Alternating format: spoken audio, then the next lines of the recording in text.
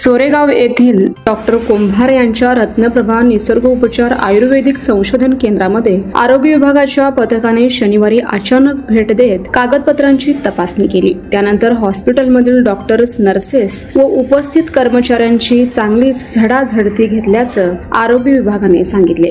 महापालिकेच्या आरोग्य अधिकारी डॉक्टर राखी माने यांनी शनिवार सायंकाळी 4 वाजण्याच्या सुमारास ही कारवाई केली। या तपासणी मोहिमेत हॉस्पिटलमध्ये मोठ्या प्रमाणात त्रुटी आढळून आल्या असून कागदपत्रांची पूर्तता संबंधित डॉक्टरांनी केली नाही। त्यानंतर आरोग्य पथकाने डॉक्टरांना अधिक चौकशीसाठी पोलीस ठाण्यात आणले। यावेळी हॉस्पिटलमध्ये डॉक्टर ऐश्वर्या कुंभार उपस्थित होते। रुग्णांच्या तपासणी करत होत्या। रुग्णांच्या मोठ्या रांगा हॉस्पिटलमध्ये लागल्या होत्या। मागील काही दिवसांपासून बनावट डॉक्टरांविरोधातील तक्रारी आरोग्य विभागाकडे वाढल्या आहेत। प्राप्त तक्रारीच्या अनुषंगाने आरोग्य विभाग संबंधितांची अधिकची चौकशी करून कारवाई करीत आहे।